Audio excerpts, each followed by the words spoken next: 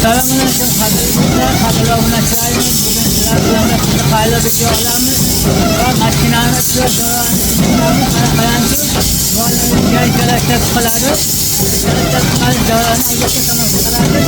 Foydalanalar bilan mehmon bir yerlarda joyimizdan zavqlar albatta davom etib videolar albatta tomosha qiling.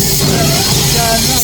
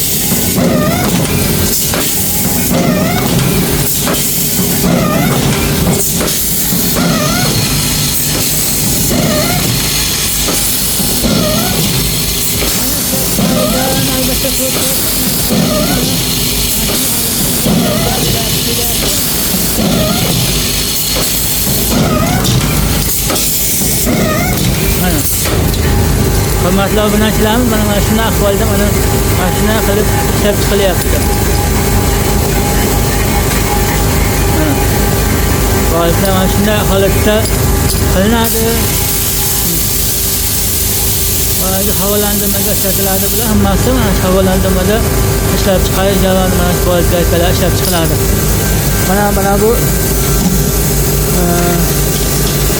mana ko'rsatishlar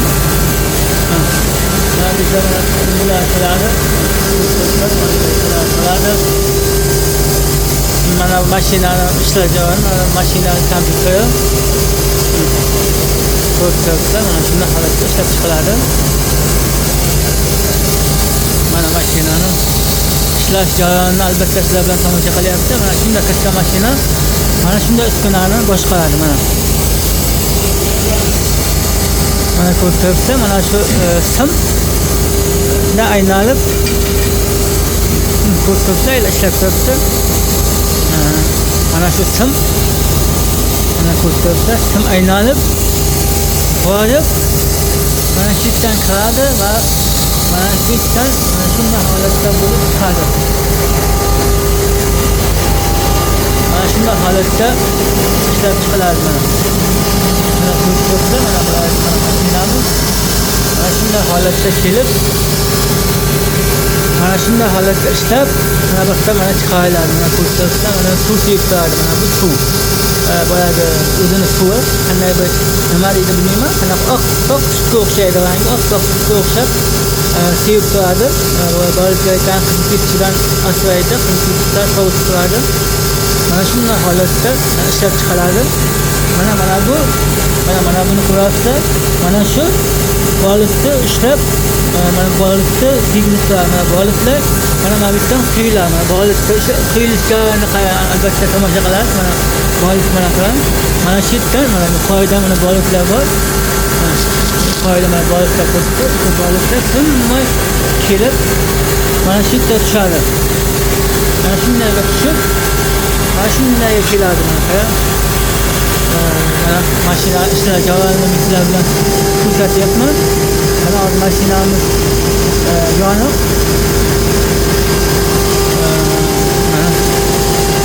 albatta mana bu boyagi mashinani suvi. Boyagi mana oppoq turibdi. Mana ko'rsalardan bo'ladi. Mana shu yerda suv bor. Mana bu motor suvda haydab chiqarib mana bu yerda qo'yib qo'yapti va mana bu suv mana qarangki, mana bu yerda teshik bor. Ko'rsalarga mana teshik bor. Mana qo'limni ko'rsatyapman. O'sha teshik orqali ketib o'sha yerda mana qiladi. Mana ko'rsatishlar mana shunday holatda ishlab chiqiladi. Ishlab chiqarish jarayonini mana shuncha harakat qilib mana ko'rsatishlar mana bu mana bunda bo'lib bor.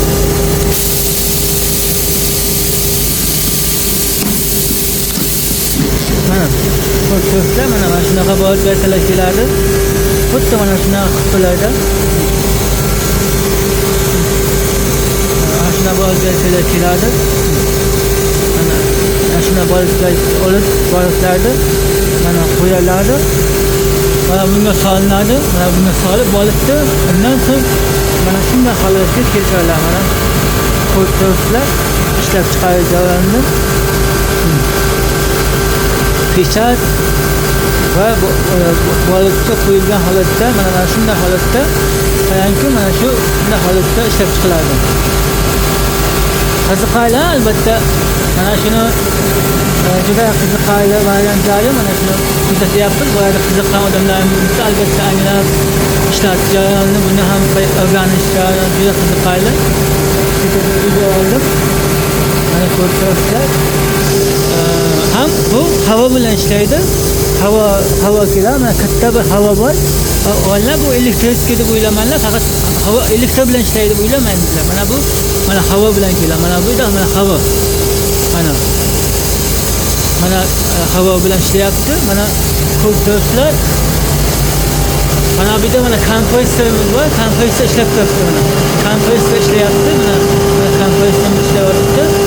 Mana shu kompressorning hisobidan mana ko'ryapsizlar, ishlanib ketgan. Mana shu ishlarning hisobidan mana shu katta apparat ishlab mana shu narsani ishlab chiqarib beryapti. Birdan oddiy ko'zga qo'yilgan bilan mana bu kompyuteri hozir o'chirib qo'yildi. Mana shu kompyuterda mana qarangki, mana bu yerlarda alik qilib boshqarilib yoqib o'chiradigan joylari yoqadi, qo'shadi. Mana ko'rsatlar, mana hamma tomonda havolar moslangan. Mana bularga qarab tursa, mana ko'rsatlar nimalari bor, qiziqarli mashina ishlash jarayoni xuddi mana shunday. Mana bu aynaladi. Mana shu aynalib yoqqa mana shu simni yetkazib beradi. Sim mana shuni qarangki, shunday tunuka yoqqa borib shunday pechatlanib chiqib keladi. Ishlab chiqarish jarayoni shunaqa. Mana bu mashinani ham mana bitta o'chirib yoqish jarayoni bor. Mana ko'rsatda mana mashinani mana shunday holatda. Mana bitta o'sha tayyor bo'lgan narsalarni mana shu yerda xaltalarga solinib qo'yadi. Xaltalarga solingandan so'ng boya zakazlar tomon chiqib ketaveradi. Hurmatli obunachilarimiz, mana bu bizni ish jarayonimizda yana bir lavhasi. Albatta sizga qiziq bo'ladigan umiddaman. Sizlarga ulashib boryapmiz. Albatta bizni kanalda qo'llab-quvvatlaysiz degan umiddaman. Hurmatli obunachilarimiz, biz mana shunaqa jarayonida video qilyapmiz. Amalarga xayrli yaxshilik tilaymiz. Avvalambor hurmatli obunachilarimiz, hurmatli do'stlar, biz mana shunday Turkiyadagi ish jarayonimizda sizlarga e'tiborlaringizni havola qilib boryapmiz. Hammalaringizga e'tiborlaringiz uchun rahmat. Bizni kuzatishda davom eting. Albatta qiziqarli va olamshumul bo'lgan videolarni yana sizlar e'tiborlaringizga havola qilamiz. Sizni ham o'z fikrlaringiz bo'lsa, kommentariyaga o'z fikrlaringizni yozib qoldirasizlar degan umiddaman. Albatta bizni YouTube kanalimizni qo'llab-quvvatlang, bizni kanalimizni albatta tomosha qiling. Yana ham undan ham keyin nasib bo'lsa, undan ham keyin yana yangi videolar ishlab chiqarishga harakat qilamiz. Bizni kuzatishda davom eting. Albatta bizni eng qiziqarli va yangi videolar bizni kanalda bo'ladi. E'tiboringiz uchun rahmat. Salomat bo'linglar. Hurmatli obunachilar, e'tiboringiz uchun rahmat. Salomat bo'linglar. Nasib bo'lsa keyingi safar video qilsam albatta mana shu mashinani, tamam, mana shu mashinani ishlash jarayonida ko'rsatib ketaman.